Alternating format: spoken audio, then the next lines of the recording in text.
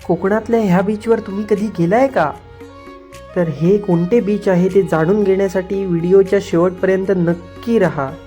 तर तिथे जाण्याआधी आपण जाऊया पेट्रोल पंपावर. तर आता आम्ही आलोय MG कोकण फ्युएल यांच्या हिंदुस्तान पेट्रोलियमवर. तर आता आम्ही पेट्रोल भरल्यानंतर आलोय पिंगुळीमध्ये आणि आपल्याला इथून जायचे आहे पाट म्हापण या रस्त्याला.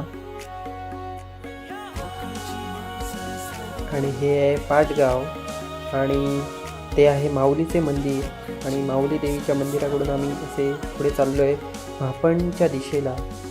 आणि आता आम्ही पोचलो आहोत म्हापण बाजारपेठेत आणि इथूनही आपल्याला जायचे आहे सरळ, कुठेही न वळता अगदी सरळ जायचे आहे बाजारपेठेमधून. हा आहे संपूर्ण म्हापणचा बाजार. ही आहे बाजारपेठ संपूर्ण म्हापणची. आणि हा रस्ता मस्त असा दोन्ही बाजूला नारळाची झाडे आणि मस्त असा मधून रस्ता चालला आहे.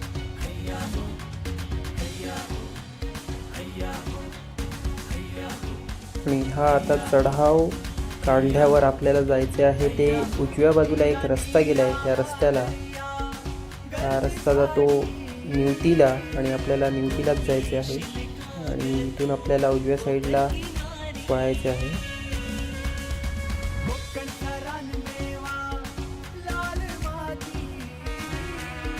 हे आहे देवी शांतादुर्गेचं मंदिर.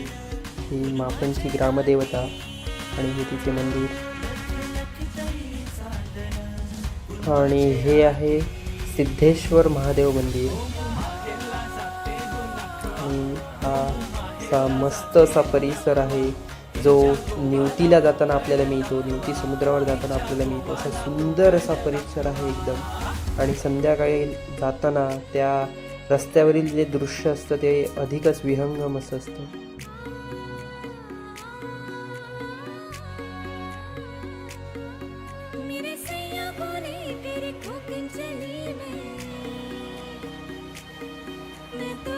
हा बघा, हा सगळा परिसर किती सुंदर शांत वाटतोय. तुम्ही नक्की एकदा इथे या आणि ह्या परिसराचा अनुभव घ्या.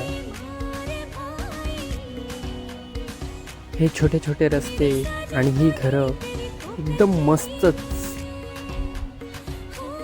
आणि बोलता बोलता आपण येऊन पोचलो आहे निवती समुद्र किनाऱ्यावर. आणि आता मी तुम्हाला घेऊन जातो निवतीच्या समुद्र किनाऱ्यावर. आणि जर तुम्हाला माहीत आहे की या फुलाचे नाव काय आहे तर ते आम्हाला कमेंटमध्ये नक्की सांगा. आणि हा जो समोर आहे तो निवतीचा समुद्र किनारा जो आपल्याला दिसतोय तो.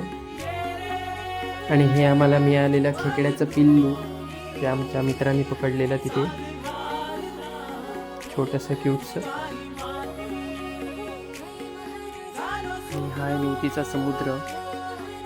त्या समोर लागल्यात त्या इथल्या रहिवाशांच्या बोटी आणि आजूबाजूला सर्व त्यांची घरे आहेत. हे शांत पाणी, बाजूला माडाची झाडं आहेत सगळी.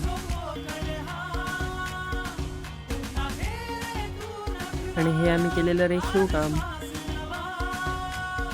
आणि हा एक आम्हाला पाहुणा तिथे बघायला मिळालेला मस्तपैकी. आणि हा आहे कोकणचा मेवा जो आपल्याला दिसतोय. आणि तिथे अजून एक पाहुणा आम्हाला मिळाला जो घरावरती होता.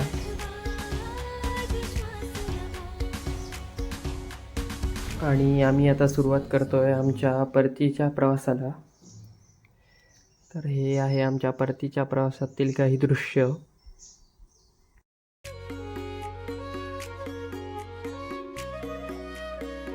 आणि जाता जाता आम्हाला हे दिसलेले हिरवगार शेत. तर अशाच व्हिडिओंना बघण्यासाठी आम्हाला फॉलो नक्की करा. धन्यवाद.